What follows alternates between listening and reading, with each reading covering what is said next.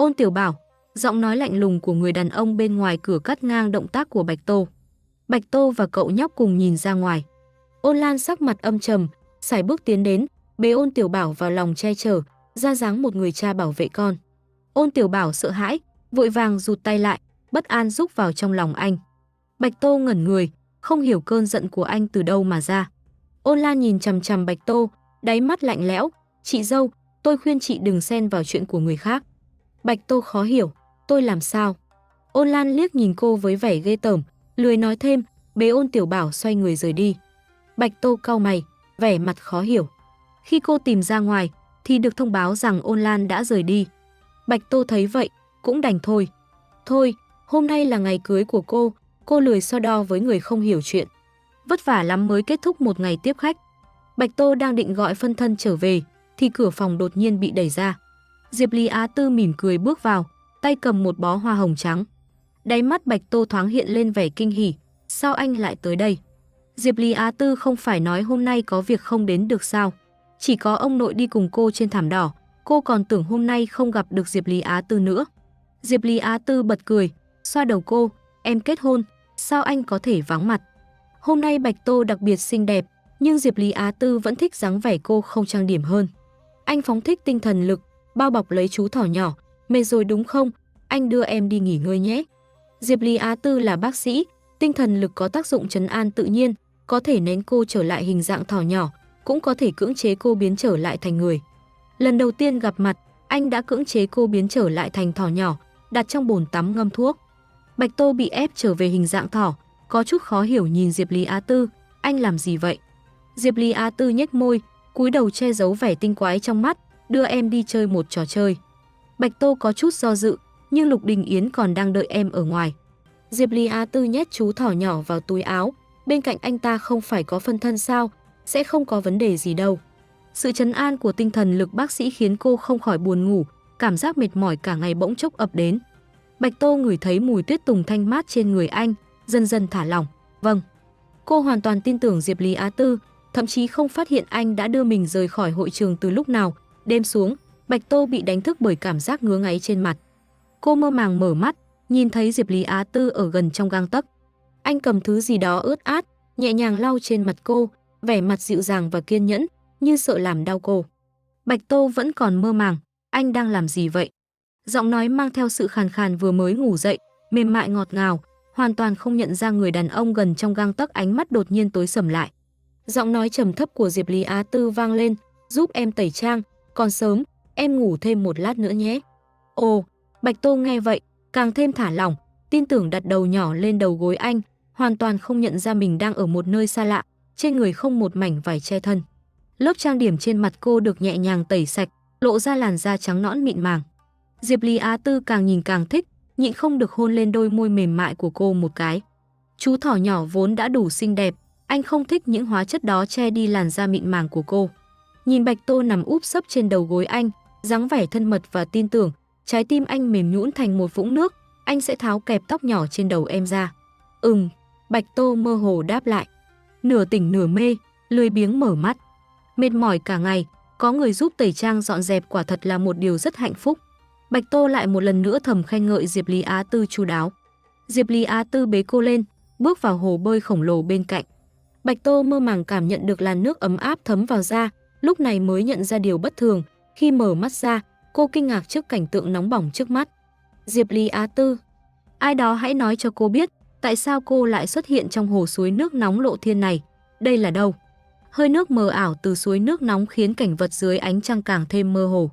Cô nheo mắt, một lúc lâu sau mới nhìn rõ hai người đang ở trong một hồ suối nước nóng lộ thiên trên đỉnh núi, xung quanh là tuyết trắng xóa, phản chiếu ánh trăng, cũng có chút sáng sủa. Nước trong hồ suối nước nóng đặc biệt thoải mái, cơ thể được bao bọc bởi làn nước ấm áp mềm mại, có một loại cảm giác thư thái khó tả. Chắc là nước chảy, suối nước nóng ấm áp phun trào ra mà không hề có chút công kích nào, rồi lại chảy ra ở cửa thoát nước. Hồ nước bằng đá cuội sâu hun hút này đã trở thành một bể chứa nước tự nhiên.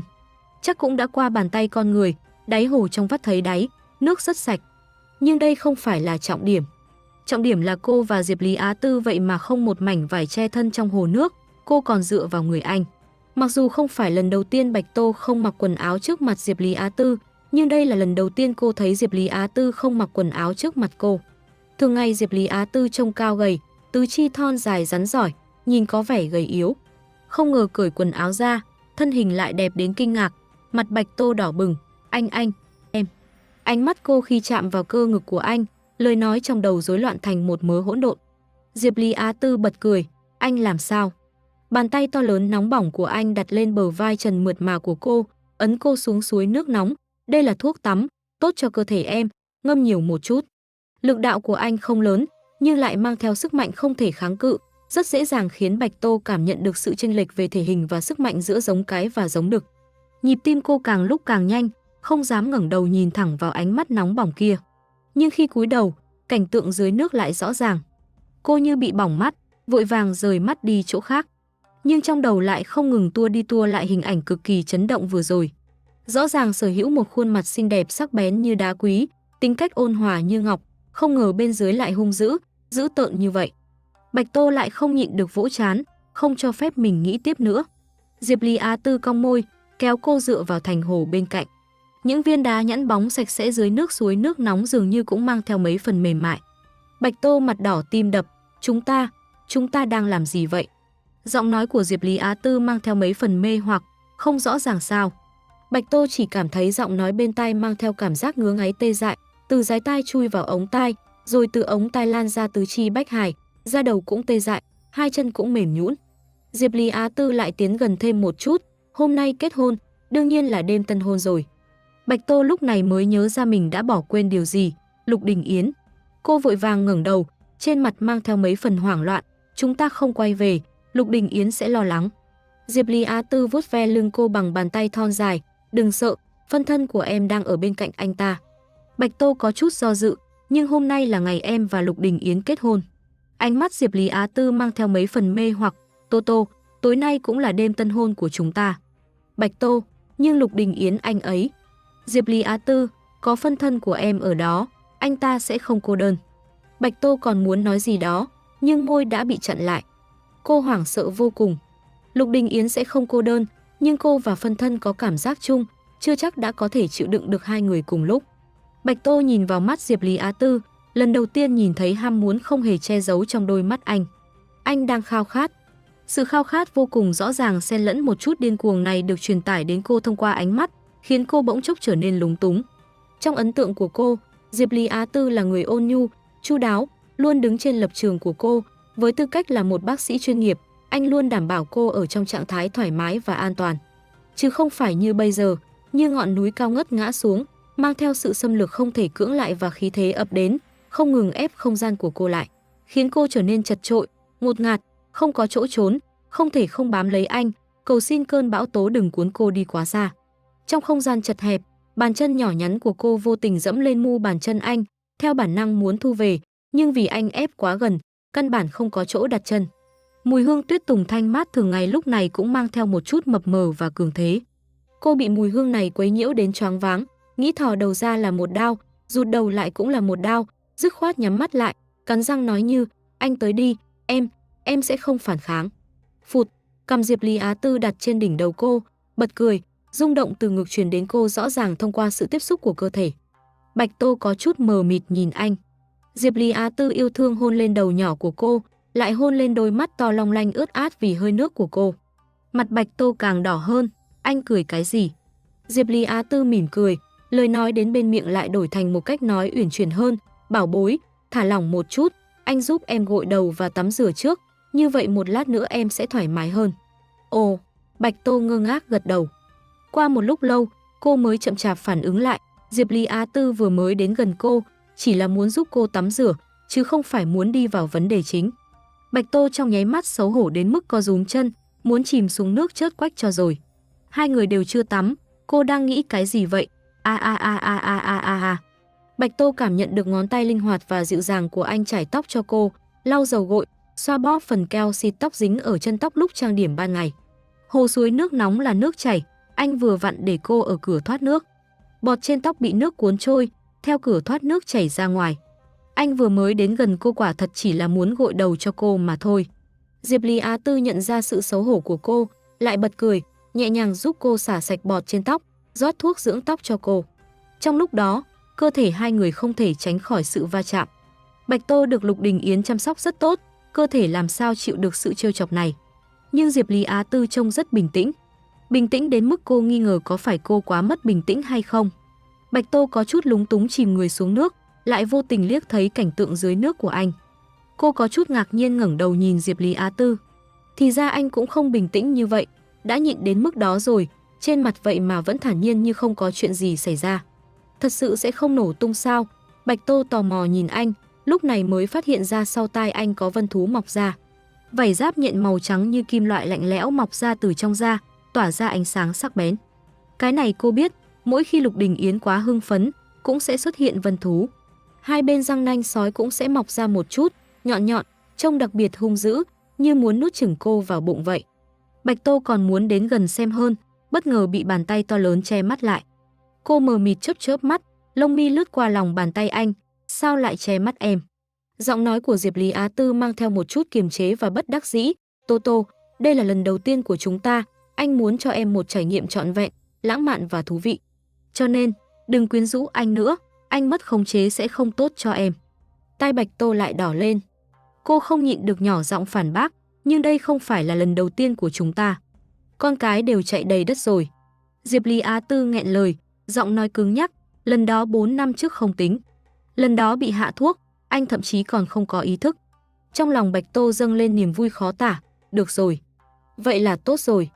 Người 4 năm trước là nguyên chủ, không phải cô.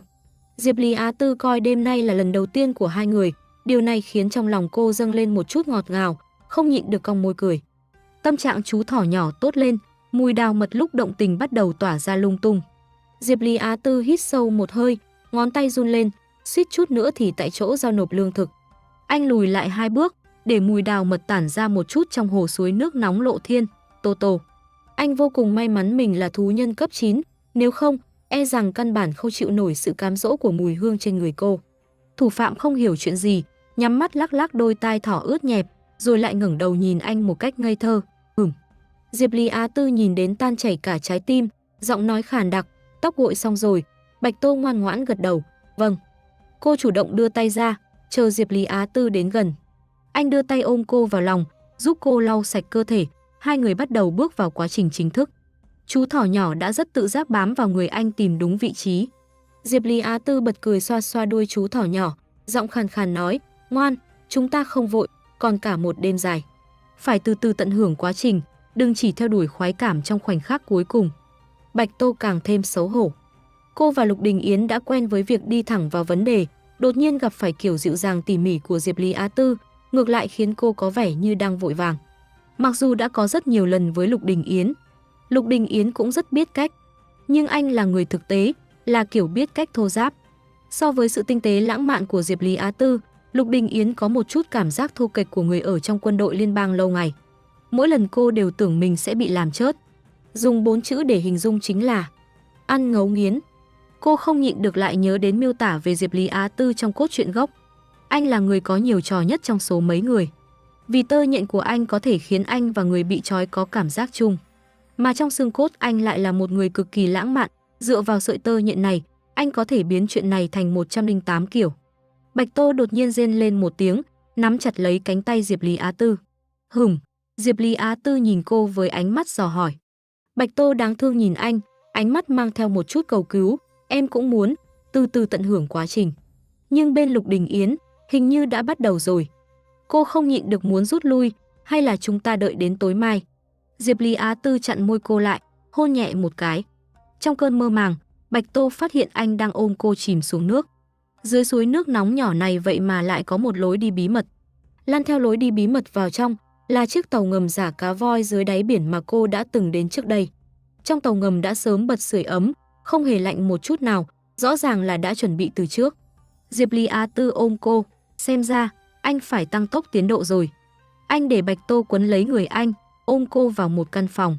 Nhìn rõ ràng những đồ chơi được treo lủng lẳng trên tường trong phòng, Bạch Tô ngây người. Diệp Lý Á Tư cắn tay cô, sợ sao? Bạch Tô nhìn thấy một số thứ, quả thật có chút. Cô cố gắng để giọng mình không run rẩy, anh chuẩn bị từ khi nào vậy? Diệp Lý Á Tư trả lời không đúng trọng tâm, đừng sợ, bác sĩ sẽ không bao giờ làm tổn thương bệnh nhân của mình. Bạch Tô bị ôm vào trong. Nhiệt độ phòng tăng lên, thiêu đốt hết lý trí của cô không nhớ rõ chi tiết cụ thể, cũng không nhớ rõ họ đã quậy phá bao lâu.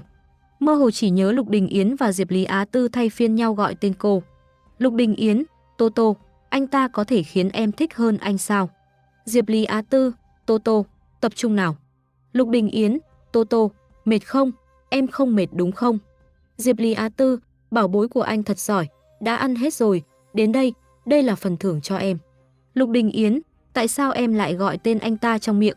Tô Tô, nhìn cho rõ anh là ai. Diệp Lý Á Tư, Tô Tô, há miệng thở đi. Lục Đình Yến, Tô Tô, anh ta có thể đến chỗ này của em sao? Tô Tô, Tô Tô, thương con gái bảo bối của tôi, trước tiên cứ cho hai người thích nghi đã.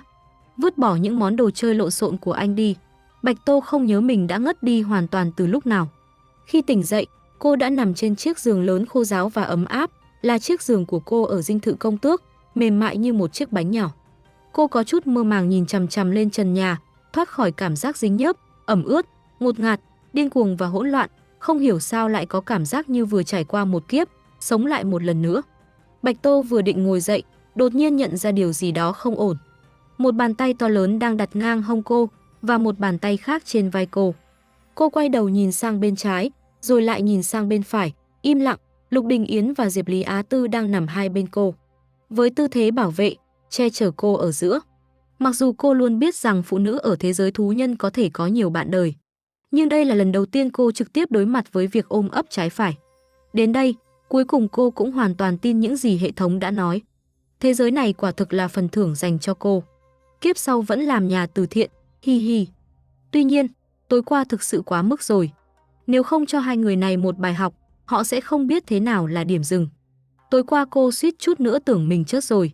Trước đây, khi Lục Đình Yến quá đáng, cô chỉ cần biến trở lại hình dạng thỏ, anh ta sẽ không thể làm gì được cô. Nhưng tên khốn Diệp Lý Á Tư kia lại dùng tinh thần lực bao bọc cô, ép cô không được biến trở lại. Bây giờ nhớ lại tối qua, Bạch Tô vẫn còn chút sợ hãi. Cô là một đứa trẻ ngoan ngoãn, kiếp trước bận rộn với sự nghiệp, mặc dù cũng đã yêu đương vài lần, có vài người bạn trai, nhưng chưa bao giờ như thế này. Thực sự muốn lấy mạng cô, mở mắt ra lần nữa, cũng thực sự có cảm giác như vừa trải qua một kiếp. Cô quá hiểu hai người này, nếu không cho họ một bài học, sau này hai người này chắc chắn sẽ được đằng chân lân đằng đầu. Nghĩ đến đây, cơn giận của Bạch Tô lại bùng lên, giơ tay tát một cái bên trái, một cái bên phải, đá hai người xuống giường. Bịch hai tiếng vang trầm thấp, Diệp Lý Á Tư và Lục Đình Yến mơ màng bò dậy, liền thấy chú thỏ nhỏ đang ngồi trên giường với vẻ mặt cao cao tại thượng, khoanh tay trước ngực, trong mắt mang theo ba phần tức giận. Vừa kiêu diễm vừa quyến rũ, lại hoàn toàn không hay biết. Hai người nhìn nhau một cách ăn ý, lập tức đều có phản ứng. Nhưng chú thỏ nhỏ thực sự quá tức giận, phản ứng của họ lúc này rõ ràng là không thích hợp. Hai người áy náy hắng giọng, ngoan ngoãn quỳ xuống bên giường, không ai cảm thấy mất mặt. Bạch Tô trừng mắt nhìn hai người, ánh mắt như muốn khoét một lỗ trên người họ. Tối qua hai người quá đáng lắm rồi, phạt hai người 1 tháng không được chạm vào tôi. Lục Đình Yến cao giọng, 1 tháng, không được. Bạch Tô liếc xéo anh ta một cái. Lục Đình Yến nịnh nọt tiến lại gần, hai chiếc tai sói trắng mềm mại cụp xuống, đuôi vẫy vẫy phía sau. Tô Tô, tối qua là đêm tân hôn của chúng ta, anh cũng không biết anh ta đã đưa em đi, chuyện này là lỗi của anh ta, anh có phải quá vô tội rồi không? Bạch Tô ngẩn người, cúi đầu suy nghĩ một lát, hình như cũng đúng. Lục Đình Yến liếc nhìn Diệp Lý Á Tư bên cạnh, ánh mắt khiêu khích. Diệp Lý Á Tư tiến lại gần, nắm tay Bạch Tô, trên mặt mang theo một chút bất đắc dĩ và buồn bã. Tô Tô, là anh làm gì không tốt sao? Tối qua có khâu nào không thoải mái sao? Anh sẽ sửa đổi, em nói cho anh biết. Bạch Tô lập tức trợn tròn mắt, điều này khiến cô phải nói thế nào? Diệp Lý Á Tư vẫn đang được nước lấn tới. Xin lỗi, anh chỉ muốn cho em trải nghiệm tốt hơn. Anh thất vọng cúi đầu, khuôn mặt xinh đẹp thánh thiện nhuốm một chút buồn bã, trong nháy mắt khiến người ta cảm thấy cả thế giới đều nợ anh ta một lời xin lỗi. Bạch Tô gần như ngay lập tức mềm lòng. Lục Đình Yến đột nhiên che khuất tầm nhìn của Bạch Tô. Tô Tô, em còn mệt không? Có muốn nghỉ ngơi thêm không? Diệp Lý Á Tư nhẹ nhàng nhắc nhở bên cạnh, vẫn nằm trong phạm vi có thể chấp nhận được chứ. Tối qua anh đã massage thư giãn và điều trị bằng thuốc cho Tô Tô rồi, không giống như một số người, công việc hậu kỳ cẩu thả như đang khai hoang. Bạch Tô nghe vậy ngẩn người, lúc này mới phản ứng lại, cơ thể cô quả thực không khó chịu lắm. Sau thử thách cường độ cao đêm qua, cơ thể cô không những không khó chịu mà còn rất thư thái, rất thoải mái. Lục Đình Yến ôm Bạch Tô, ở nơi cô không nhìn thấy, ánh mắt âm trầm nhìn chằm chằm Diệp Lý Á Tư. Diệp Lý Á Tư thuận theo lộ ra một nụ cười ôn hòa vô hại, so với vẻ mặt của Lục Đình Yến, quả thực giống như một thiên sứ chính nghĩa thuần khiết và tốt bụng. Lục Đình Yến, Bạch Tô day day mi tâm, thôi được rồi, dù sao, cũng không có lần sau. Cô dễ dàng tha thứ cho Diệp Lý Á Tư như vậy, có phải là quá nuông chiều anh ta rồi không? Nhưng khuôn mặt thánh thiện đoan chính của Diệp Lý Á Tư, chỉ cần nhìn người khác một cách dịu dàng và thân thiết, thì rất khó để nói ra một lời nặng nề nào với anh ta. Lục Đình Yến càu nhàu, nhưng cuối cùng vẫn không thể chống lại sự quyến rũ của Diệp Lý Á Tư. Bạch Tô suy nghĩ một chút, nghiêm túc nhìn chằm chằm Diệp Lý Á Tư, không phạt cũng được, nhưng anh phải vứt bỏ những món đồ chơi đó đi. Diệp Lý Á Tư nghe vậy, trên mặt thoáng qua vẻ tiếc nuối, vứt hết sao? Chuỗi hạt nhỏ màu hồng em không thích sao? Anh vất vả lắm mới gom đủ 17 viên có kích thước tăng dần, khi kết hợp với nhau, từ trường của chúng tạo ra rung động và biên độ khác nhau. Bạch Tô không thể tránh khỏi việc nhớ lại một số ký ức lầy lội, sắc mặt đột nhiên đỏ bừng, vứt bỏ. Diệp Lý Á Tư tiếc nuối thở dài, được rồi. Nghĩ một chút, anh ta lại mặc cả, vậy chiếc chuông nhỏ cũng phải vứt bỏ sao? Đây là thứ anh đặc biệt đặt làm riêng cho đuôi của em, khi va chạm ở các góc độ khác nhau sẽ phát ra âm thanh giòn tan khác nhau. Còn có thể tính toán biên độ lắc lư, kiểu dáng được thiết kế thành hình nơ bướm nhỏ, bình thường em cũng có thể đeo ra ngoài. Em mới không đeo ra ngoài, Bạch Tô đột nhiên cao giọng. Chiếc chuông chớt tiệt đó quấn quanh đuôi cô, lắc lư không ngừng ma sát vào đuôi cô, phát ra âm thanh leng keng đáng sợ, cô mới không đeo ra ngoài.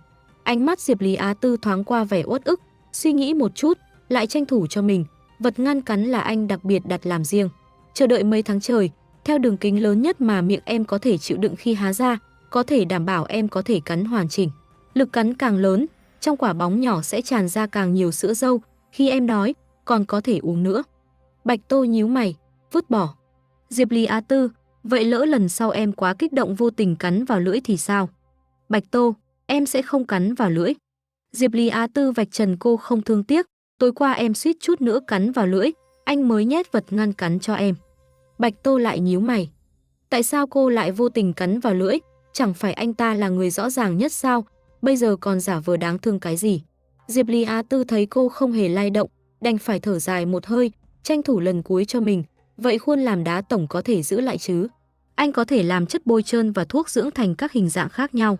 Lần này, không đợi Bạch Tô lên tiếng, anh ta đã nói trước, tối qua anh đã thử nghiệm rồi, em rất thích đá viên hình chú thỏ nhỏ, hình nấm và hình cầu gai. Bạch Tô nghiến răng, khi nào thì em nói em thích? Diệp Lý Á Tư vô tội chớp chớp mắt, cơ thể em nói rất thích. Bạch Tô đen mặt, anh không vứt những thứ lộn xộn đó ra ngoài, em sẽ vứt anh ra ngoài. Lục Đình Yến cười khẩy bên cạnh, đắc ý nhìn Diệp Lý Á Tư. Diệp Lý Á Tư, được rồi. Bạch Tô nghỉ ngơi ở nhà vài ngày, sau đó đưa Diệp Lý Á Tư đi đăng ký chính thức, anh ta trở thành bạn đời thứ hai của cô. Ở liên bang, do số lượng phụ nữ khan hiếm, để đảm bảo thú nhân có thể sinh sản tốt hơn, giảm bớt bất ổn xã hội, mỗi phụ nữ đều có thể hợp pháp có 7 bạn đời. Bạn đời đầu tiên có địa vị cao nhất, những người sau không phân biệt thứ tự, do ý muốn của vợ quyết định. Bạch Tô không muốn có nhiều bạn đời như vậy.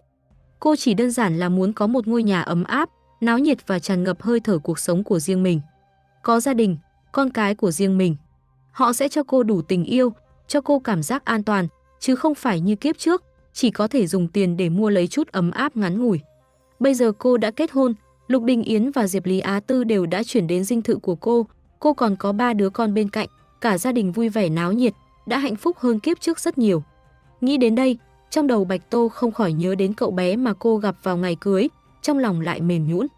Cô con gái nhỏ của cô vẫn đang lưu lạc bên ngoài, chắc cũng đã lớn bằng chú thỏ nhỏ đó rồi nhỉ. Bạch Tô không nhịn được thở dài một hơi, tiếp tục nghiên cứu công thức nấu ăn đổi được từ cửa hàng hệ thống.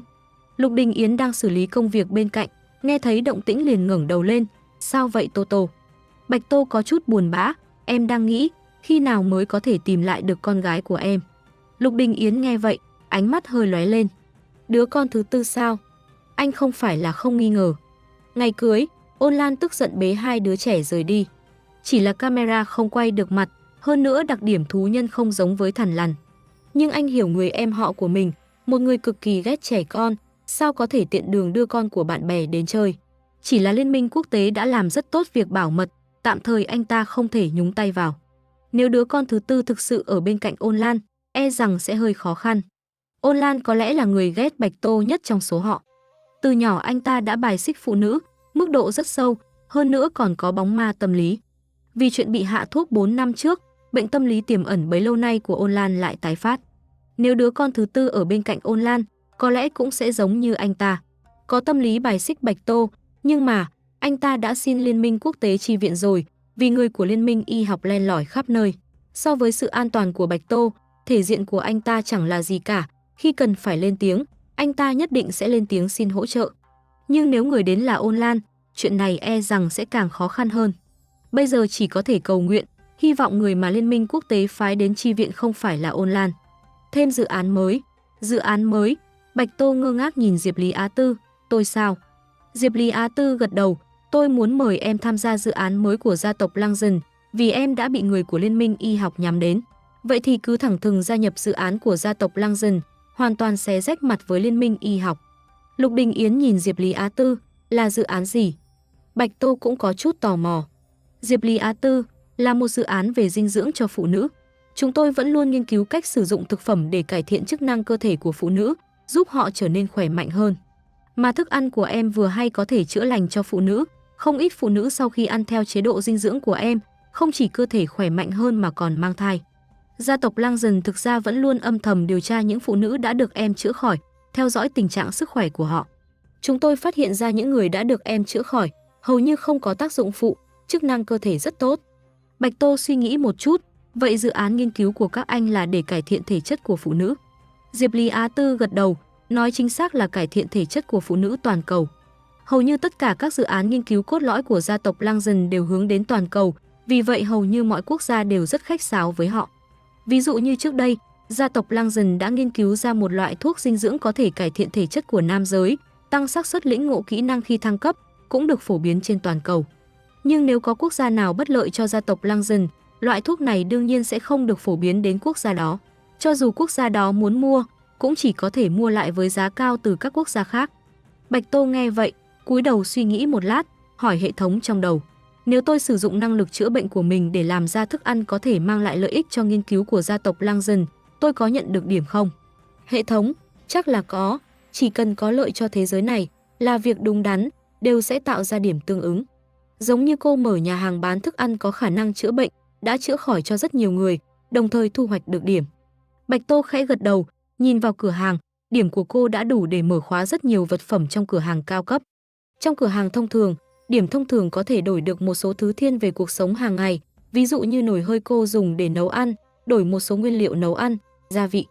Thế giới thú nhân không nấu ăn, rất nhiều gia vị đều không có. Một số loại sốt cà ri, lẩu, năm đều là do cô đổi từ cửa hàng. Bây giờ có nhiều điểm hơn, có thể mở khóa cửa hàng cao cấp.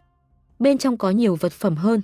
Ví dụ như trước đây Bạch Tô đã đổi một con dao găm nhất kích tất sát. Vì người của Liên minh y học đã nhắm đến cô, những người bên cạnh cô cũng có thể gặp nguy hiểm. Cô đổi thêm một số vật phẩm phòng thân ra luôn là tốt, cũng đổi cho các con và Lục Đình Yến, Diệp Lý Á Tư một ít. Sau khi tính toán trong lòng, Bạch Tô nhìn Diệp Lý Á Tư, nếu có thể giúp đỡ các anh, tôi đương nhiên đồng ý. Nhưng tôi sợ mình không hiểu gì cả, hơn nữa sau khi mùa xuân đến, nhà hàng của tôi khai trương, không có nhiều thời gian. Diệp Lý Á Tư an ủi nhìn cô, không sao, em chỉ cần cung cấp thức ăn cho chúng tôi nghiên cứu, phối hợp một số công việc nhỏ là được, sẽ không chiếm quá nhiều thời gian. Bạch Tô lúc này mới gật đầu. Diệp Lý Á Tư lại nhìn Lục Đình Yến, đây là dự án mà ông nội tôi đã lên kế hoạch trước khi đi xa, cũng là dự án cốt lõi để đánh bại hoàn toàn Liên minh y học. Vì Liên minh y học kiếm lời bằng cách nghiên cứu nhân bản và khả năng sinh sản của phụ nữ. Họ nghiên cứu nhân bản phụ nữ, thông qua nhân bản phụ nữ để bán nội tạng thay thế cho một số phụ nữ mắc bệnh nan y và một số túi ối có khả năng sinh sản cao hơn. Mà gia tộc Lăng Dần vẫn luôn nỗ lực giải quyết vấn đề sức khỏe yếu ớt và vấn đề sinh sản của phụ nữ từ gốc rễ, đương nhiên sẽ đối đầu với Liên minh y học.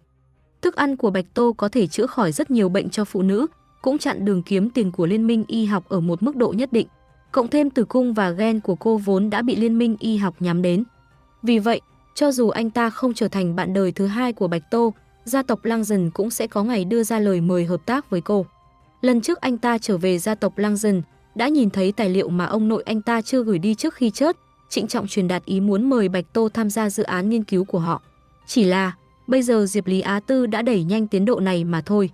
Ngày hôm sau, Diệp Lý Á Tư đưa cô đến viện nghiên cứu y học của gia tộc Lăng. Đây là lần đầu tiên Bạch Tô đến nơi này, viện nghiên cứu tràn ngập phong cách công nghệ tương lai, có chút khác biệt so với thế giới thú nhân mà cô tiếp xúc.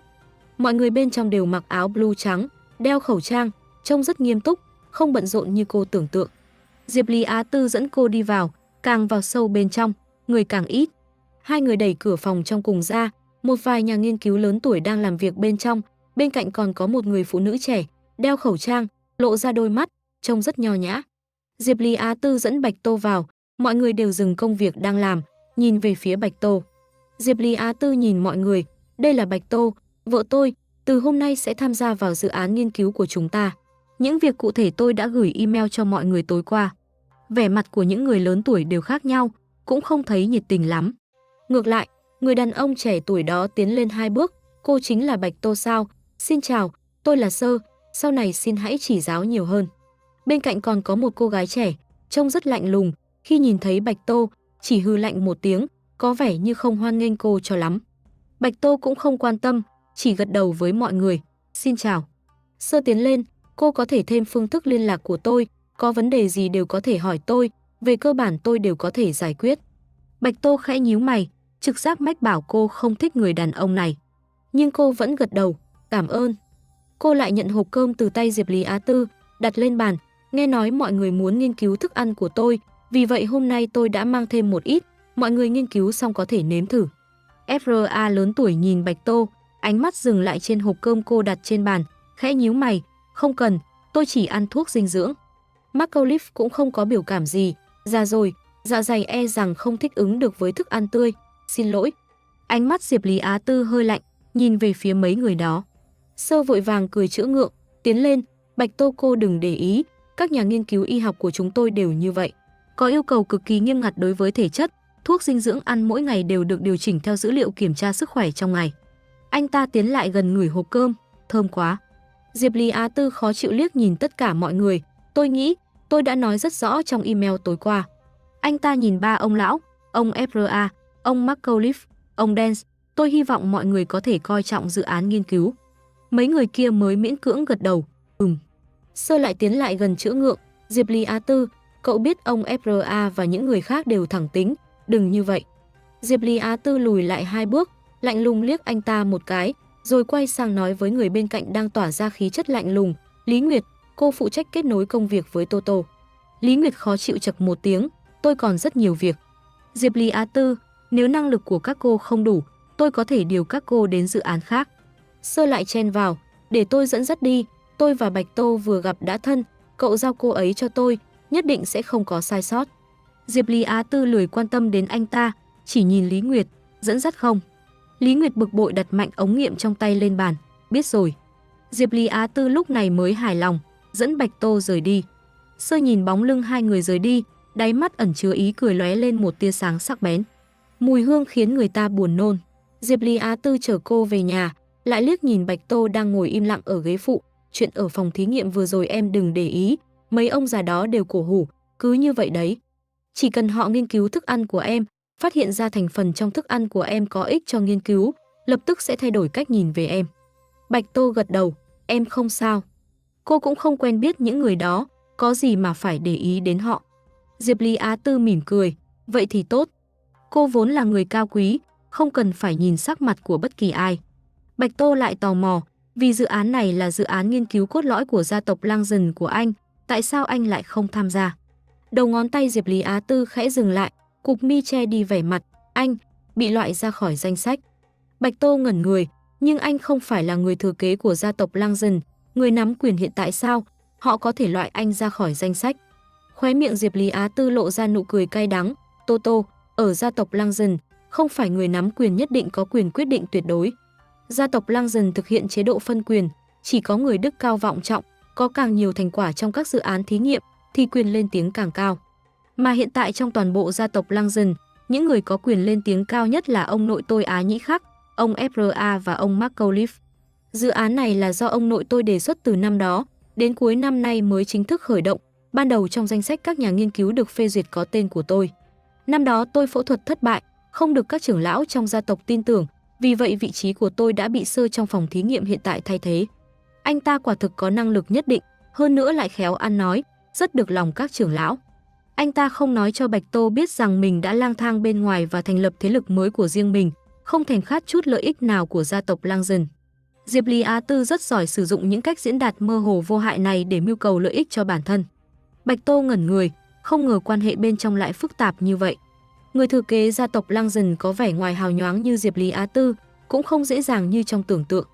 Cô xót xa nhìn Diệp Lý Á Tư, anh xuất sắc hơn Sơ, đã rất giỏi rồi, cho dù không cần cái dự án chớt tiệt này, cũng vẫn rất giỏi. Diệp Lý Á Tư mỉm cười, Toto nói đúng, có thể trở thành bạn đời của Toto, anh đã rất mãn nguyện rồi, không thèm khát gì gia tộc Lang Dần. Chỉ cần Toto mãi mãi yêu anh, luôn ở bên anh. Bạch Tô, đương nhiên rồi, họ không yêu thương anh, em yêu thương anh. Chúng ta là người một nhà, sẽ mãi mãi ở bên nhau. Diệp Lý Á Tư cong môi, nuôi thỏ con thật thú vị. Trong phòng thí nghiệm, Sơ vội vàng đi an ủi mấy ông già.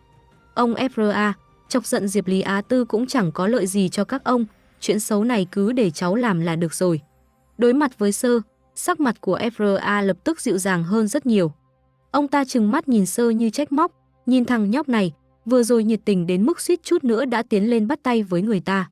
Sơ ngượng ngùng gãi đầu, ôi, cháu không phải là thấy cô ấy là một phụ nữ nhỏ nhắn, không nỡ làm khó cô ấy sao? Thấy mấy ông nội đều nhìn mình với vẻ trêu chọc, anh ta lập tức đứng nghiêm túc giơ tay chào theo kiểu quân đội. Tóm lại, cháu nhất định sẽ cố gắng giúp các ông đuổi cô ta đi, không để cô ta đến cướp công lao của mọi người, chia sẻ một phần. McAuliffe cười xong, trừng mắt nhìn anh ta, chia sẻ cái gì mà chia sẻ, loại quý tộc đến mạ vàng này không nên xuất hiện trong phòng thí nghiệm của chúng ta. Lý Nguyệt chỉ im lặng đứng ở góc quan sát, đáy mắt lóe lên vẻ chế nhạo. Từ sáng đến giờ, Sơ cứ lải nhải trong phòng thí nghiệm. Lúc thì là cháu cha trên mạng thấy cô gái này hình như tính tình không tốt, trước đây mở nhà hàng còn cãi nhau với khách hàng. Cô ta vừa mới lên cấp 8 đã được phong làm công tước, không có đóng góp thực tế gì, có lẽ là muốn đến phòng thí nghiệm của chúng ta mạ vàng. Nhưng các ông yên tâm, nếu cô ta dám ăn cắp thành quả nghiên cứu của các ông, mạo nhận công lao, cháu sẽ gọi điện thoại nặc danh đến Liên bang quốc tế tố cáo cô ta. Kết quả, Diệp Lý Á Tư dẫn người đến, anh ta chẳng phải là người đầu tiên nghênh đón sao. Buổi tối, các ông lão trong phòng thí nghiệm lần lượt tan ca. Lý Nguyệt và Sơ cũng đang thu dọn. Lý Nguyệt lấy ra dụng cụ đựng thuốc thử và ống hút, mở hộp cơm ra, đang định lấy mẫu. Sơ vội vàng lao đến, Lý Nguyệt. Động tác trên tay Lý Nguyệt dừng lại, khẽ nhíu mày, làm gì? Sơ ngượng ngùng gãi đầu, hôm nay cũng phải cảm ơn cô đã giúp tôi làm nhiều việc như vậy, công việc lấy mẫu cứ để tôi làm cho. Lý Nguyệt nhìn chằm chằm anh ta một lúc, trong lòng đoán được anh ta muốn giở trò gì, cũng lười vạch trần, thu dọn đồ đạc xoay người, vậy cậu dọn dẹp sau nhé, nhớ khóa cửa. Sơ âm thầm thở phào nhẹ nhõm, được rồi. Trong phòng thí nghiệm chỉ còn lại một mình Sơ. Ánh mắt anh ta dừng lại trên thức ăn, đáy mắt lóe lên một tia sáng sắc bén. Ngày hôm sau, Bạch Tô một mình mang thức ăn đến. Không có Diệp Lý Á Tư, những người trong phòng thí nghiệm không ai thèm để ý đến cô.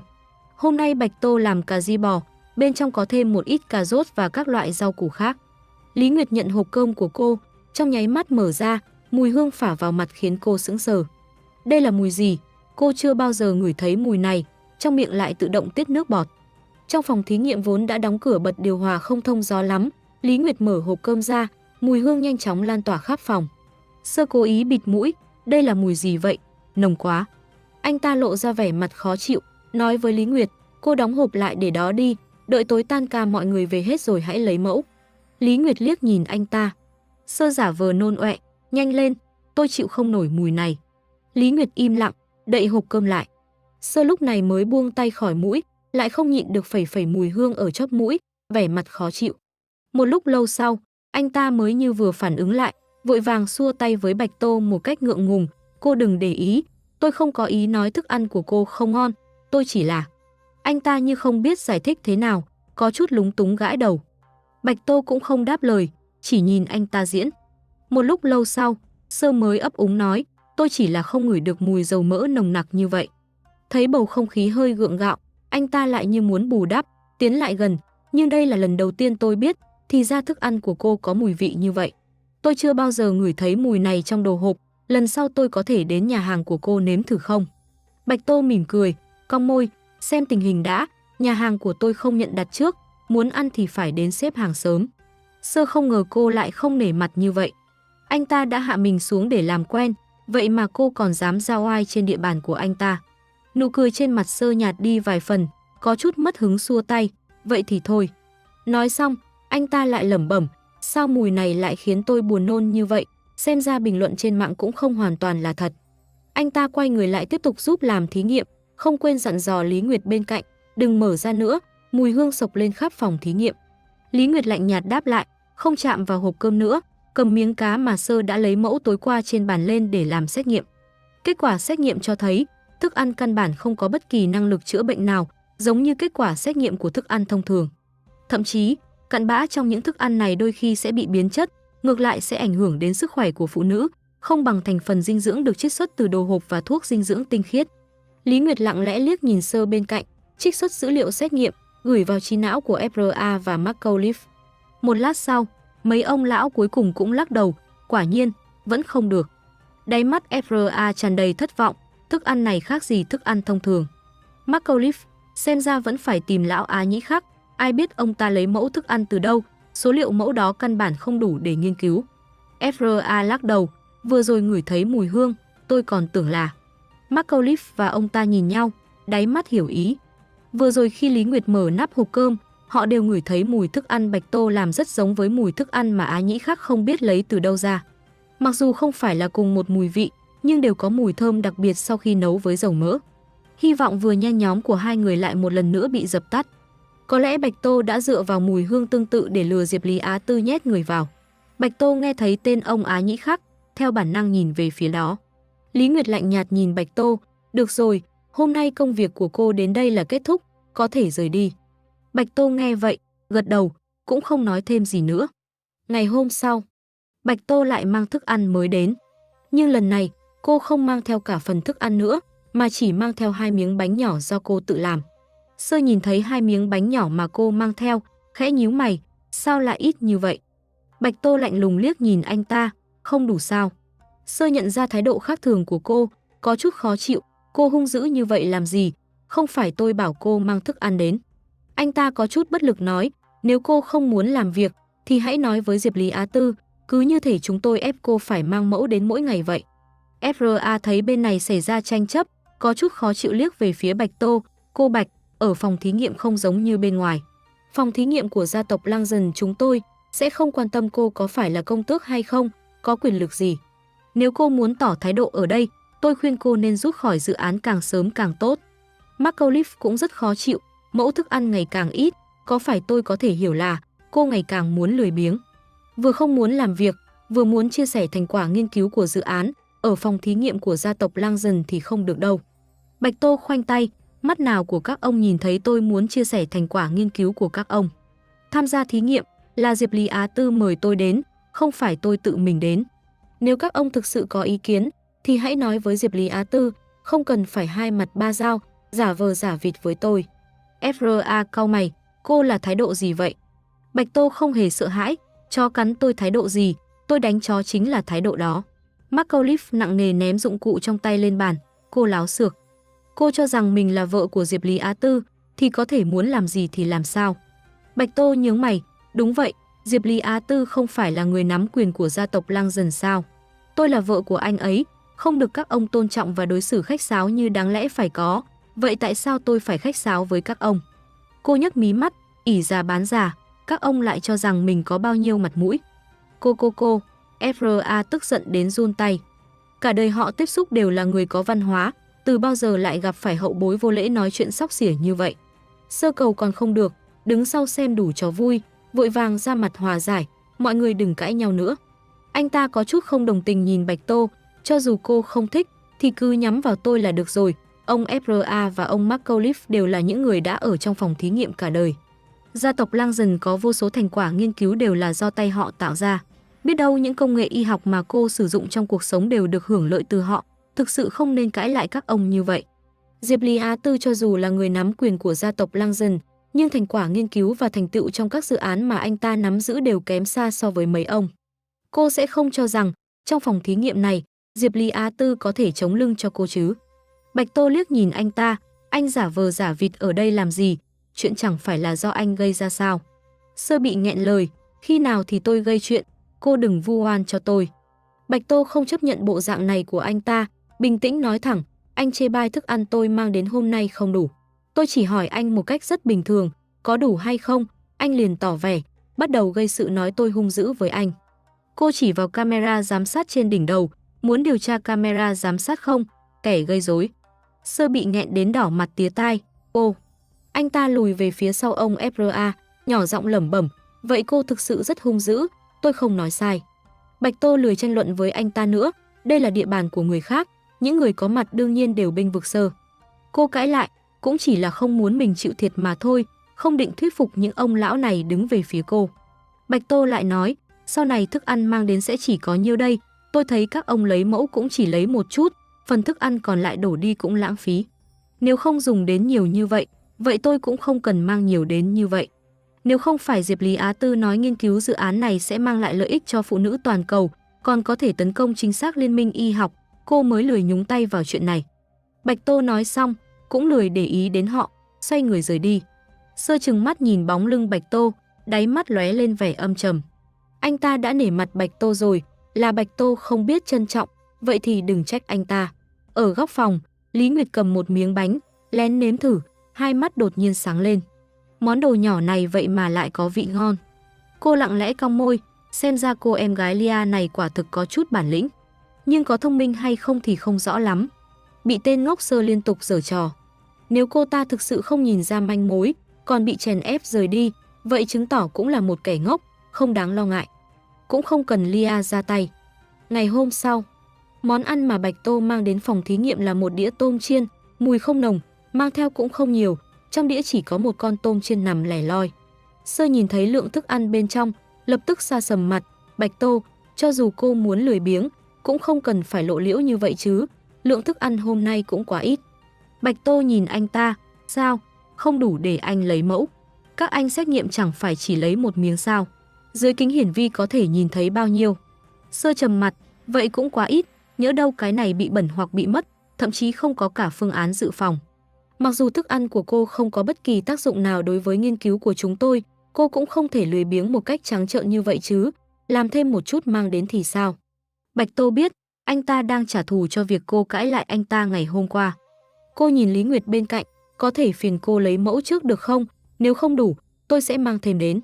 Ánh mắt Lý Nguyệt khẽ động, lặng lẽ cong môi, xem ra cô em gái Lia này cũng chưa đến nỗi ngu ngốc. Cô gật đầu, chuẩn bị lấy mẫu. Sơ đột nhiên cao giọng, không được. Giọng nói quá chói tai, mọi người trong phòng đều nhìn về phía anh ta. Sơ cứng nhắc kéo khóe miệng, ý tôi là, bây giờ mọi người đều đang bận, việc lấy mẫu cứ để tối làm đi, mẫu hôm nay vẫn chưa được xét nghiệm. Bạch Tô không hề nhượng bộ, thức ăn tươi và đồ hộp không giống nhau. Thức ăn tươi sau khi làm xong phải lấy mẫu trong thời gian ngắn, nếu không, sau một thời gian dài, dễ bị biến chất, các anh làm nghiên cứu hẳn là phải rất nghiêm ngặt với dữ liệu thí nghiệm đúng không? Lý Nguyệt nghe vậy, dừng lại, vậy sao? Họ chưa từng tiếp xúc với thức ăn tươi, không biết thức ăn tươi không dễ bảo quản.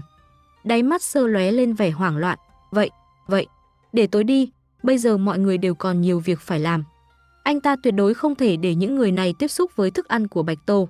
Bạch Tô nheo mắt, suy đoán trong lòng càng thêm chắc chắn. Thức ăn cô mang đến có lẽ đã bị người ta động tay động chân. Mà trong phòng thí nghiệm này, người duy nhất có khả năng động tay động chân vào thức ăn, chỉ có Sơ. Bạch Tô nhìn anh ta, tôi phát hiện ra anh dường như rất sợ Lý Nguyệt lấy mẫu thức ăn của tôi. Mỗi lần tôi mang thức ăn đến, anh đều bảo Lý Nguyệt đợi đến tối tan ca mới làm. Thực ra anh biết thức ăn để một ngày sau sẽ bị biến chất, ảnh hưởng đến dữ liệu thí nghiệm đúng không? Anh đang cố tình gây khó dễ cho tôi, hay là đang cố tình trì hoãn tiến độ thí nghiệm? Bây giờ dáng vẻ chột dạ của anh, rất khó khiến người ta không nghi ngờ dụng ý của anh. Bạch Tô nói xong, mọi người đều theo bản năng nhìn về phía Sơ. Sơ vội vàng điều chỉnh biểu cảm, nở nụ cười, nói bậy gì vậy? Tôi coi trọng dự án này hơn bất kỳ ai, Bạch Tô cô đừng suy nghĩ lung tung nữa. Vậy thì thế này, tôi tự mình lấy mẫu được chứ? Ngay bây giờ, lập tức. Anh ta lại nhìn Lý Nguyệt, cô chuẩn bị dụng cụ xét nghiệm trước đi, tôi sẽ lấy mẫu ngay lập tức, để cô Bạch không nói chúng tôi để thức ăn của cô bị biến chất. Lý Nguyệt khẽ gật đầu. Sơ cảnh giác liếc nhìn Bạch Tô bên cạnh, gắp con tôm chiên ra, đặt lên bàn chuẩn bị lấy mẫu. Mọi người đều đang bận rộn với công việc của mình, Bạch Tô cũng không hiểu những hóa chất này. Ánh mắt Sơ lóe lên, lặng lẽ nhỏ một giọt thuốc thử trong suốt lên con tôm chiên. Theo kết quả xét nghiệm, Lông mày của Lý Nguyệt cũng càng nhíu chặt, chất lượng miếng thịt này có chút bị hỏng. Sơ nghe vậy, tiến lại gần, để tôi xem. Thực sự bị hỏng. Anh ta quay đầu nhìn Bạch Tô, cô thực sự là vừa ăn cướp vừa la làng, thức ăn cô mang đến đều bị hỏng, vậy mà còn đổ lỗi cho chúng tôi. Thức ăn bị hỏng mà cô mang đến phòng thí nghiệm cho chúng tôi dùng. Sau khi thức ăn bị biến chất, thành phần dinh dưỡng hoàn toàn khác, cô đang lãng phí thời gian của chúng tôi có biết không? FRA, McAuliffe và những người khác nghe vậy, cũng cau mày, khó chịu nhìn về phía Bạch Tô. Nếu nói lượng thức ăn ngày càng ít, họ còn có thể chịu đựng, nhưng lại lấy thức ăn bị biến chất ra để lừa gạt họ như vậy, đây là ảnh hưởng đến thí nghiệm.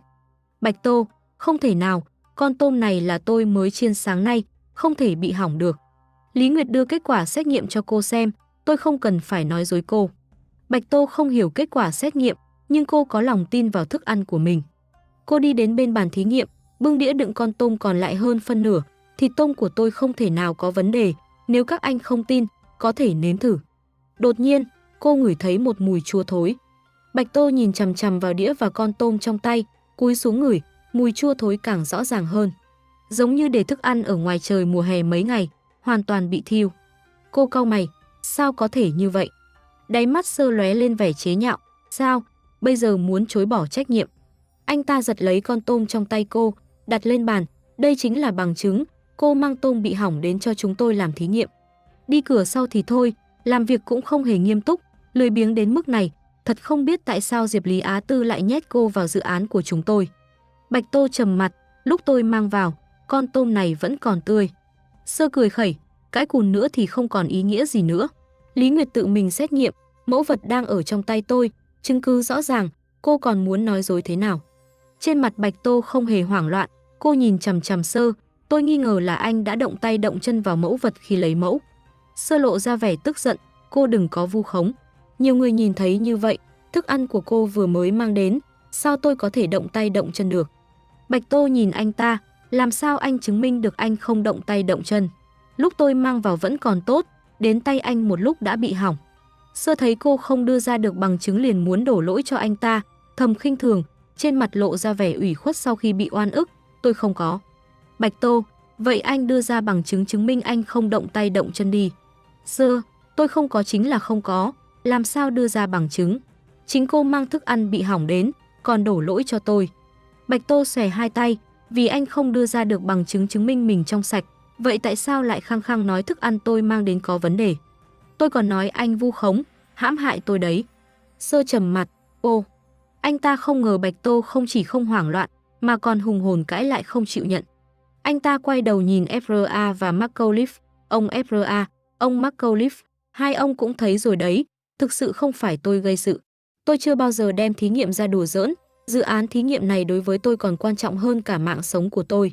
Sắc mặt FRA trầm xuống, nhìn chằm chằm Bạch Tô, nếu cô vẫn giữ thái độ này, tôi sẽ cùng những người khác trong dự án nộp đơn lên Diệp Lý Á Tư, yêu cầu loại cô ra khỏi nhóm dự án. McAuliffe, người không có lòng kính sợ với thí nghiệm, không xứng đáng ở lại phòng thí nghiệm, nghiên cứu của chúng tôi cũng không cần loại người như cô. Kể từ khi Bạch Tô tham gia thí nghiệm, phòng thí nghiệm chưa bao giờ yên ổn. Bất kể nguyên nhân đằng sau là gì, nhưng người mang đến sóng gió chính là Bạch Tô, lý do này đủ để khiến tất cả các ông lão bảo thủ không thích cô. Bạch Tô lạnh mặt, người sai không phải là tôi, tại sao tôi phải rút lui? Cô liếc nhìn Sơ bên cạnh, đột nhiên nói, tôi có một cách. Mọi người nhìn cô. Bạch Tô gọi điện thoại, bảo Không Cát mang nồi lẩu điện nhỏ của cô đến, tiện thể mang theo một ít gia vị và gói tôm tươi đã sơ chế trong tủ lạnh. Đây cũng là thứ được đổi từ cửa hàng hệ thống, hiệu suất ra món rất nhanh.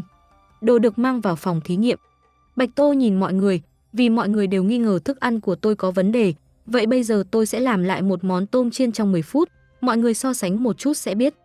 Cô âm thầm dặn dò Không Cát, bảo cậu ta để ý Sơ, đừng để anh ta đến gần dụng cụ. Bây giờ cô vô cùng chắc chắn, chính là Sơ đã động tay động chân vào thức ăn. Con tôm bị hỏng trong dụng cụ chính là bằng chứng. Bạch Tô nhanh chóng cắm điện, nguyên liệu đều là đồ ăn thừa sáng nay. Làm rất nhanh. Cô kiểm soát nhiệt độ dầu, tẩm bột chiên xù con tôm, vớt ra những con tôm vàng ruộm, dưới lên nước sốt đặc biệt. Trong nước sốt có một chút wasabi để tạo vị, nên là sốt sữa chua, cuối cùng dưới thêm một chút nước cốt chanh để kích thích vị giác. Một món tôm chiên nhanh chóng ra lò. Cô gắp một con tôm, cho vào dụng cụ sạch sẽ đưa cho Lý Nguyệt, lại đưa một con tôm khác qua, Tôi chỉ tin tưởng cô xét nghiệm đi. Đáy mắt Sơ lóe lên vẻ hoảng loạn, cô đủ rồi đấy. Thực sự coi phòng thí nghiệm của chúng tôi là sân khấu à? Mọi người đều phải lãng phí thời gian để ở đây chơi trò gia đình với cô sao? Bạch Tô lạnh lùng quay đầu nhìn chằm chằm anh ta, trong mắt tràn đầy băng giá. Anh vội vàng cái gì? Chột dạ sao? Sơ bị ánh mắt của cô chấn nhiếp, theo bản năng lùi lại vài bước. Tôi đương nhiên không phải. Lý Nguyệt im lặng một lát, nhận lấy thức ăn trong tay Bạch Tô. Tôi xem thử. Sơ lo lắng đi qua đi lại. Bạch Tô chẳng phải là cái gì cũng không biết sao? Cô ấy cũng chưa từng tiếp xúc với thuốc y học, sao có thể biết bên trong đã bị động tay động chân? Sơ không biết rằng thức ăn tươi và đồ hộp là khác nhau. Bên trong đồ hộp có chất bảo quản, cho dù có dùng thuốc làm hỏng, bên trong có quá nhiều thành phần hóa học, thuốc làm hỏng hoàn toàn ẩn thân, căn bản không thể bị phát hiện. Nhưng thức ăn tươi thì khác. Nguyên liệu Bạch Tô mua đều là nguyên liệu hữu cơ, mới làm xong, bên trong căn bản không có bất kỳ hóa chất nào. Thuốc làm hỏng đổ vào bên trong, không có thành phần hóa học khác phản ứng với nó, chỉ cần cố tình kiểm tra, sẽ phát hiện ra ngay. Sau khi kiểm tra xong, Lý Nguyệt có chút kỳ lạ nhìn Sơ, gửi kết quả cho FRA và các ông lão khác, quả thực khác nhau. Phần được gửi đến trước đó, bên trong có một lượng nhỏ thuốc làm hỏng. Bạch Tô khoanh tay, nhìn Sơ, anh còn gì để nói. FRA và những người khác nhìn thấy kết quả, sắc mặt cũng có chút khó chịu. Họ không thích Bạch Tô, nhưng đó cũng là vì cho rằng Bạch Tô không có ích cho thí nghiệm, bị nhét vào để mạ vàng. Nhưng Sơ cố tình phá hoại mẫu vật, ảnh hưởng đến kết quả xét nghiệm, tính chất hoàn toàn khác. Sơ tái mặt, vội vàng giải thích, thực sự không liên quan đến tôi không có, tôi thực sự không có. Anh ta lại nhìn Bạch Tô, là cô cố tình gài bẫy, cô đã đổ thuốc làm hỏng vào trước, sau đó cố tình dụ chúng tôi mắc bẫy, đổ oan cho tôi. Bạch Tô lười đôi co với anh ta, có lẽ các anh có thể nếm thử những món ăn này, tôi nghi ngờ mẫu thức ăn trước đó cũng đã bị động tay động chân. Sắc mặt Sơ đại biến, vội vàng lớn tiếng ngăn cản, ai muốn ăn đồ của cô, biết đâu bên trong có chứa chất độc hại. Có thể thấy anh ta thực sự bị dồn vào đường cùng. Bạch Tô nhìn những người khác, nếu các anh nếm thử sẽ biết thức ăn của tôi có bị hỏng hay không.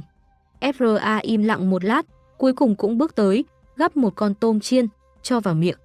Trên mặt Sơ lóe lên vẻ hoảng loạn, chỉ có thể cầu nguyện trong lòng rằng thức ăn của Bạch Tô rất dở, không khác gì đồ bị hỏng. Nhưng anh ta cũng biết, điều này căn bản là không thể. FRA chậm rãi nhai thức ăn trong miệng, theo hương vị bùng nổ trong miệng, đáy mắt ông ta lộ ra vẻ kinh ngạc ngày càng rõ ràng. Mọi người xung quanh đều lo lắng nhìn ông ta. McAuliffe không nhịn được hỏi, rốt cuộc thế nào? FRA nuốt thức ăn xuống một cách thành kính, ngon, quá ngon, mọi người mau nếm thử. McAuliffe và những người khác bán tín bán nghi bước tới, nếm thử một miếng, sau đó hoàn toàn bị sốc. Đây sao có thể là mùi vị của thức ăn? Lý Nguyệt bước tới, gắp một con tôm chiên ăn, lại gắp một con, lại gắp một con. Bạch Tô nhìn họ, vì vậy, thức ăn có bị hỏng hay không, chỉ cần nếm thử là biết, tôi không cần phải lừa gạt các anh. Tất cả mọi người đều nhìn về phía Sơ. FRA cau mày nhìn kết quả xét nghiệm, đột nhiên trợn to mắt, không đúng. Mắt Sơ sáng lên, vội vàng hỏi, sao lại không đúng, có phải kết quả bị sai rồi không? FRA vội vàng kéo McAuliffe bên cạnh, ông mau đến xem, liệu nhóm dữ liệu này có giống với dữ liệu thức ăn mà Á Nhĩ Khắc mang về lúc trước không? Những người có mặt nghe vậy, đều không khỏi kinh ngạc. Sơ càng trợn to mắt, sao có thể như vậy, tuyệt đối không thể. Chuyện mà anh ta không muốn thừa nhận nhất, cuối cùng vẫn phải thành sự thật sao? Mấy ông lão nhìn chằm chằm vào dữ liệu trên trí não, mắt càng lúc càng mở to, vẻ mặt hưng phấn cũng ngày càng rõ ràng. Giống hệt nhau, thực sự là dữ liệu giống hệt nhau. Không, mấy giá trị này thậm chí còn thay đổi rõ ràng hơn. Chắc chắn đây là cùng một nguồn gốc với dữ liệu mà Á Nhĩ Khắc mang về lúc trước. Vậy nên lúc trước Á Nhĩ Khắc mang về chính là thức ăn của Bạch Tô. Bạch Tô từ giọng điệu của họ, đại khái hiểu được một chút ý tứ. Lúc trước ông Á Nhĩ Khắc đã mang thức ăn cô làm đến đây để làm thí nghiệm. Ánh mắt của mấy ông lão nhìn Bạch Tô lập tức thay đổi 180 độ. Cô Bạch, thức ăn của cô rất hữu ích cho nghiên cứu của chúng tôi. Bạch Tô khoanh tay, liếc nhìn mọi người. Ồ, vậy bây giờ có thể chứng minh thức ăn của tôi hữu dụng rồi. FRA và McAuliffe cả đời chuyên tâm vào thí nghiệm, chỉ tin vào dữ liệu. Thức ăn của Bạch Tô có ích cho thí nghiệm, họ tự nhiên sẽ thay đổi cách nhìn về Bạch Tô. FRA nhìn cô, ánh mắt khách sáo hơn rất nhiều, đương nhiên là như vậy. Bạch Tô, vậy các anh không tò mò, tại sao trước đây cũng là thức ăn giống nhau, mang đến không có tác dụng, hôm nay tôi làm tại chỗ, các anh xét nghiệm tại chỗ lại có tác dụng. Tại sao trước đây Sơ lại trăm phương nghìn kế ngăn cản, nhất định phải để Lý Nguyệt xét nghiệm mẫu thức ăn sau khi tan ca? Lý Nguyệt đột nhiên nói, mấy lần trước tôi xét nghiệm mẫu vật, hình dạng thức ăn trông không giống thức ăn tươi, giống thịt lấy từ trong đồ hộp hơn. Hơn nữa, trong dữ liệu trước đó, trong thức ăn còn sót lại một phần hóa chất, là chất bảo quản thường thấy trong đồ hộp. Trước đó cô không biết sự khác biệt giữa thức ăn tươi và đồ hộp, nên không đề cập đến. Đến đây, mọi người trong phòng thí nghiệm cũng không phải kẻ ngốc. FRA và McAuliffe khó chịu nhìn Sơ, cậu không có gì để giải thích sao? Sắc mặt Sơ tái nhợt, tôi. Bạch Tô nhìn mọi người, đã rất rõ ràng rồi đúng không? Sơ vẫn luôn cố gắng ngăn cản các anh phát hiện ra dữ liệu trong thức ăn của tôi, anh ta lợi dụng chức quyền, căn bản không quan tâm đến kết quả nghiên cứu của dự án. Cô lại nhìn FRA và những người khác, phòng thí nghiệm của các anh còn muốn giữ lại loại người lợi dụng chức quyền này sao? Sơ mặc kệ, u ám nhìn Bạch Tô, cô cầm miệng. Bạch Tô ghét bỏ liếc nhìn con chó mất chủ này, sao, chạm vào chỗ đau của anh rồi. Sơ nhìn hai ông lão, ông FRA, ông McAuliffe, cháu đã làm việc bên cạnh hai ông nhiều năm như vậy, đã từng phạm lỗi gì? Chuyện lần này cháu thừa nhận là cháu nhất thời nghĩ sai. Cháu tưởng rằng Bạch Tô cô ta không có bản lĩnh, là do Diệp Lý Á Tư nhét vào để cướp đoạt thành quả dự án của chúng ta. Cháu cũng là vì dự án của chúng ta, cho nên mới nhằm vào Bạch Tô như vậy. Chẳng lẽ cháu đã làm việc chăm chỉ trong phòng thí nghiệm nhiều năm như vậy, chỉ vì lỗi cháu đổi mẫu vật hôm nay mà bị đuổi đi sao? Hai ông lão dù sao cũng đã lớn tuổi, Sơ đã ở bên cạnh họ nhiều năm như vậy, còn thân thiết hơn cả cháu ruột của họ, sao họ có thể thờ ơ được? Bạch Tô cười lạnh một tiếng, khoanh tay, sao? Vừa rồi các ông bị Sơ xúi giục, tưởng rằng tôi mang thức ăn kém chất lượng đến, liền muốn đuổi tôi đi một cách phẫn nộ. Bây giờ phát hiện ra là lỗi của anh ta, liền muốn coi như không có chuyện gì xảy ra mà bao che cho anh ta. Tôi thấy mấy ông lão các anh cũng không nghiêm túc với nghiên cứu dự án như vậy, đội cái mũ cao cả vì dự án gì chứ, giả tạo, đạo đức giả. Cô mang theo phần tôm chiên còn lại xoay người rời đi. FRA vội vàng đuổi theo, cô Bạch, trước đây là chúng tôi sai, mấy ông lão chúng tôi đã nghe lời xúi giục của Sơ, mới có thành kiến với cô. Chỉ cần cô đồng ý ở lại hỗ trợ chúng tôi nghiên cứu, bất kể điều kiện gì chúng tôi đều đồng ý, chỉ cần chúng tôi có thể làm được, bao gồm cả việc đuổi Sơ ra khỏi dự án. Những người hóng chuyện bên ngoài đều không khỏi kinh ngạc, rốt cuộc cô Bạch này đã cho hai vị tiến sĩ lợi ích gì? Ngay cả Sơ cũng bị so sánh. Phải biết rằng, bình thường Sơ cơ bản tương đương với loa phóng thanh của hai ông lão, ý kiến của anh ta có thể đại diện hoàn toàn cho ý kiến của hai ông lão. Không ít nhà nghiên cứu trong các nhóm dự án khác đã chịu thiệt thòi dưới tay Sơ, báo cáo lên hai tiến sĩ FRA và McAuliffe, cũng chẳng có tác dụng gì. Cô Bạch này mới đến được một tuần chưa, vậy mà đã có thể đá Sơ ra khỏi cuộc chơi. Quả thực là người không thể nhìn bề ngoài. Bạch Tô dừng bước, quay đầu nhìn FRA và McAuliffe, điều kiện gì cũng đồng ý. Hai người vội vàng gật đầu. Bạch Tô nhìn chằm chằm hai người, thấy vẻ mặt của họ còn coi như thành khẩn, lúc này mới thong thả nói, muốn tôi ở lại, được, tôi có mấy điều kiện. Hai ông lão vội vàng gật đầu, cô nói đi. Bạch Tô, thứ nhất, đuổi Sơ ra ngoài, không cho phép anh ta tham gia vào tất cả các phòng thí nghiệm y học và bệnh viện thuộc gia tộc Langdon, không cho phép gia tộc Langdon cung cấp bất kỳ công việc nào cho anh ta. Lời vừa dứt, Sơ lo lắng nhảy dựng lên, tại sao? Bạch Tô cô quá đáng quá rồi. Tôi chỉ phạm một lỗi nhỏ thôi, tại sao cô lại phong sát tôi như vậy? Cô ta có biết bệnh viện của gia tộc Langdon có ảnh hưởng lớn đến mức nào trên toàn cầu không? Một câu nói nhẹ nhàng của cô ta lại muốn ép chết anh ta. Bạch Tô khoanh tay, lạnh lùng nhìn Sơ, chẳng phải anh vẫn luôn ở đây nói xấu với mọi người, nói tôi chơi trò đặc quyền sao? Tôi cảm thấy thực sự cần phải cho anh xem thế nào là đặc quyền. Mấy ngày nay cô ở trong viện nghiên cứu này đã hỏi thăm không ít chuyện từ những nhà nghiên cứu khác. Về quá khứ của Diệp Lý Á Tư, Sơ đã lợi dụng sơ hở như thế nào? Dựa vào sai lầm của Diệp Lý Á Tư trong ca phẫu thuật của em gái, thừa cơ chen chân vào, thay thế vị trí của Diệp Lý Á Tư. Sơ chính là một kẻ tiểu nhân giảo hoạt, 3 phần thực lực, 7 phần nịnh hót, vậy mà lại leo lên được vị trí cao như vậy trước mặt những người nghiên cứu y học đơn thuần này. Cũng chỉ là dựa vào việc FRA và McAuliffe, hai ông lão tuổi đã cao, không để ý đến chuyện bên ngoài mà chỉ cặm cụi nghiên cứu. Cô quay đầu nhìn hai ông lão, điều kiện thứ nhất, đồng ý không? Hai ông lão không chút do dự, đồng ý. Sơ cảm thấy tức giận vô cớ. Hai ông lão này vậy mà lại tuyệt tình như vậy. Dù sao anh ta cũng đã làm việc như trâu ngựa cho họ trong phòng thí nghiệm lâu như vậy, tại sao lại nói đá là đá anh ta? Bạch Tô gật đầu, rất tốt, vậy thì điều kiện thứ hai, Tôi muốn hai ông mang quà đến nhà Diệp Lý Á Tư xin lỗi, đồng thời chân thành mời anh ấy tham gia dự án này. Chỉ cần anh ấy đồng ý tham gia dự án này, tôi sẽ đồng ý tiếp tục ở lại. Hai ông lão do dự một lát, cuối cùng cũng gật đầu. Được, chúng tôi đồng ý với cô. Đối với họ, loại điều kiện này, mặc dù có chút mất mặt, nhưng độ khó thực hiện không cao. Chỉ cần dự án nghiên cứu có thể tiếp tục, phụ nữ toàn cầu có thể được hưởng lợi càng sớm càng tốt, những điều này đều không phải là vấn đề. Sơ nghe thấy Diệp Lý Á Tư sắp trở lại, đồng tử đột nhiên co rút. Vất vả lắm anh ta mới đuổi được người đi, bây giờ Bạch Tô lại muốn đưa người quay lại. Sơ tức giận, tại sao lại để anh ta quay lại? Ông FRA, ông McAuliffe, chẳng lẽ hai ông quên lỗi lầm anh ta đã gây ra năm đó sao? Bạch Tô lạnh lùng liếc nhìn anh ta, loại sâu mọt như anh còn có thể ở lại phòng thí nghiệm lâu như vậy, tại sao anh ta lại không được? Cô lại nhìn FRA và McAuliffe, từ bao giờ loại nhân vật nhỏ bé không liên quan này lại có thể xen vào chuyện của phòng thí nghiệm? Sơ chừng mắt nhìn cô. Bạch Tô ghét bỏ rời mắt, như thể nhìn thêm một cái, sẽ làm bẩn mắt. Sơ siết chặt nắm tay, ghét nhất là có người dùng ánh mắt này nhìn anh ta. Đáy mắt anh ta lóe lên vẻ u ám, xoay người thu dọn đồ đạc, lủi thủi rời đi. Bạch Tô hẹn với FRA và McAuliffe thời gian họ đến nhà xin lỗi vào ngày hôm sau đó rời khỏi phòng thí nghiệm. Không ai chú ý đến, Lý Nguyệt ở góc phòng đã quay lại tất cả những gì vừa xảy ra, con chip trong đầu truyền dữ liệu ra ngoài theo thời gian thực.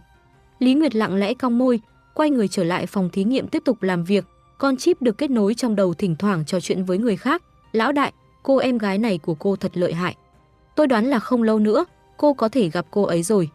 Lia là nữ sát thủ số 1 bí ẩn nhất trên thế giới, gặp cô ấy, có nghĩa là đối phương đã nằm trong danh sách tử thần, không phải là chuyện tốt đẹp gì.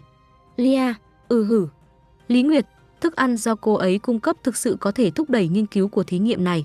Cô hiểu mà, dự án nghiên cứu này là đòn chí mạng đối với Liên minh y học. Còn tên vô dụng Sơ, chút thủ đoạn nhỏ nhoi đó căn bản không thể ngăn cản Bạch Tô, vẫn để cô ta hoàn toàn hòa nhập vào phòng thí nghiệm. Hình ảnh và dữ liệu trong con chip của cô được truyền về Liên minh y học theo thời gian thực. Không lâu nữa, Liên minh nhất định sẽ ban hành lệnh truy sát Lia. Sự tồn tại của Bạch Tô đã gây ra mối đe dọa rất lớn đối với Liên minh. Lia, thực sự có chút mong đợi đấy ngã. Lý Nguyệt có chút tiếc nuối nhai con tôm, suy nghĩ một chút, đột nhiên hỏi, lão đại, nếu Liên minh ban hành lệnh truy sát, cô có thể không giết cô ấy không? Lia nhớn mày, để ý em gái tôi rồi. Cũng không phải, chủ yếu là món ăn cô ấy làm ngon quá.